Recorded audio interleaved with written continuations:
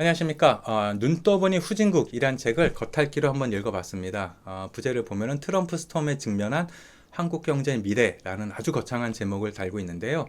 이 내용을 한번 살펴보면은 크게 지금 화면에서 보시는 바와 같이 이러이러한 것들이 정리되어 있습니다. 이것들을 한 번씩 보도록 하겠습니다.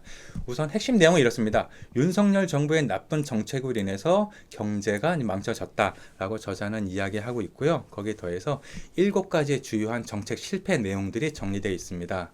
그래서 기승전, 윤석열 잘못 뭐 이렇게 모든 문제의 원인은 윤석열 정부다라고 이렇게 이야기를 하고 있습니다. 그래서 결론은 AI 시대에는 기본소득이 필요하다라고 하는 내용입니다. 그래서 과연 이 책의 내용에 대해서 동의하냐, 그렇지 않냐라고 하는 것은 변론으로 치고 우선 기본적인 내용부터 한번 보도록 하겠습니다. 주요 내용은 이렇습니다. 첫 번째, 잘못된 외교 정책이었다. 왜 윤석열 정부는 한미일에만 편중했냐? 중국과의 관계가 악화되지 않았냐?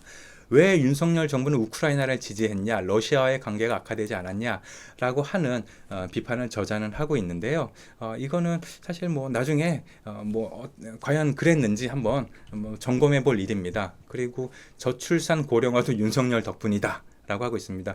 주 52시간도 충분한데 왜 윤석열 대통령은 더 늘려서 이제 근무할 수 있게 만들겠다 뭐 이런 얘기를 했는지 모르겠다라고 저자는 이야기하고 있고, 청년의 취업남, 안정적 주거 환경이 필요한데 이러한 것들은 윤석열이 해결을 못했다. 그리고 재벌의 기득권 카르텔을 깨야 하고 경제적 불평등을 해결해서 청년의 취업난과 안정적 주거 환경을 가질 수 있게 해야 되는데 윤석열 정부는 그러지 못했다라고 저자는 주장하고 있습니다.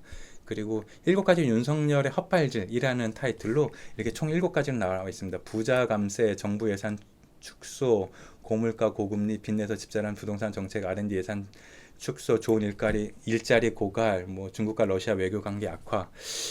그런데 뭐 제가 보기에는 뭐 이 7가지 전부가 그 윤석열 정부가 혼자 독박 쓰기에는 좀 억울하지 않을까라는 생각이 들기로 했었는데, 어쨌든 저자는 이러이러한 것들 때문에 우리 경제가 이제 망쳐졌다라고 이야기하고 있습니다. 그래서 결론은 기본소득이다. AI 시대 기본소득이 필요하고 재벌을 해체해서 벤처기업에 더 기회를 줘야 된다라고 이야기하고 있습니다. 그래서 이 책은 전반적으로 이 진보적인 성향을 가진 어떤 저자의 어떤 경제에 대한 분석인데요. 이게 트럼프랑은 별로 관련이 없는 것 같은데 뭐 트럼프 어쩌고 저쩌고 이제 부제가 붙지 않았습니까?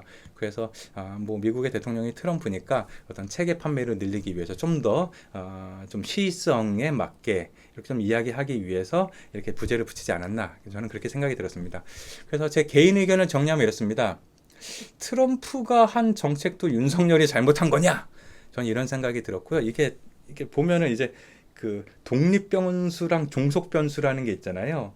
그러니까 이 트럼프가 어떻게 행동하는지는 우리나라에서 이 조절을 할 수가 없는 독립 변수라고 이렇게 볼 수가 있겠는데, 이 책에서는 야 트럼프가 어떻게 하는 것조차도 윤석열이 잘못해서 그렇다라고 이렇게 말 그대로 도매급으로 넘기고 있지 않나 좀 생각이 들었습니다.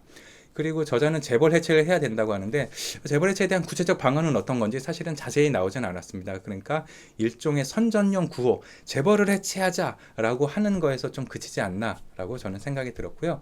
역시 기승전 윤석열이다라고 하는데, 사실 이게 뭐 국가 지도자가 뭐 뭔가 잘못하는 길이 있어도 그 밑에 뭐 관료들이라든가 어떤 사회 구성원들의 어떤 그 민의라든가 이런 것들도 어느 정도 이렇게 국가 운영대에 영향을 미치지 않겠습니까? 그런데 저자는 이건 다 윤석열 때문이다라고 이렇게 아주 명확하게 이야기를 하고 있는데요. 사실 어떤 부분에서는 공감이 가지만 또 그렇지 못한 부분도 저 개인적으로 있었습니다. 그리고 AI 시대의 기본소득으로 이렇게 좀 뭐 어떻게 해보자라고 저자는 이야기하고 있는데, 과연 기본소득이 이제 가능할까? 그럼 그 재원은 어디서 나올까 하는 어떤 그 실제로 이제 뭐 기본소득을 좀 해보기 위한 여러 가지 어떤 그 문제점이라든가 어떤 해결책이라든가 방안들이 있지 않겠습니까? 그런데 이거에 대해서도 얘기가 사실은 별로 없었고요. 이것도 일종의 구호 같은 느낌이 들었습니다. AI 시대에는 기본소득이 필요합니다. 그래서 청년들에게 일자리를 줘야 합니다. AI의 기본소득을 지급했을 때 청년들이 어떻게 일자리를 확보할 수 있는지, 어떤 사회 구성원들에게 어떤 효용이 있는지, 그리고 이러한 재원을 어떻게 마련할 것인지 등등에 대해서 조금 더, 좀 더 깊이 들어가서 좀 설명을 좀 해줬었더라면은, 이 저자의 주장에, 그렇구나, 이렇게 수긍할 수가 있을 텐데, 사실 그런 점은 좀 부족해서, 언뜻 봐서는, 그냥 듣기 좋은 구호가 아닌가. 재벌을 해체하자, 뭐 검찰을 개혁하자 이런 정신들이 얘기하는 거에서 크게 벗어나지 않았다라고 저는 그렇게 판단이 들었습니다. 이 책값은 18,000원이고요. 할인하면 16,200원인데요. 이 책은 이건 무조건 다 윤석열 잘못이야 라고 이제 느끼시는 분들이 읽으면서 굉장히 좀 마음에 들어 하실 만한 책이라고 좀 생각이 들었습니다. 그래서 혹시 이 분야에 관심이 있다. 그리고 우리나라 눈 떠보니 후진국이다.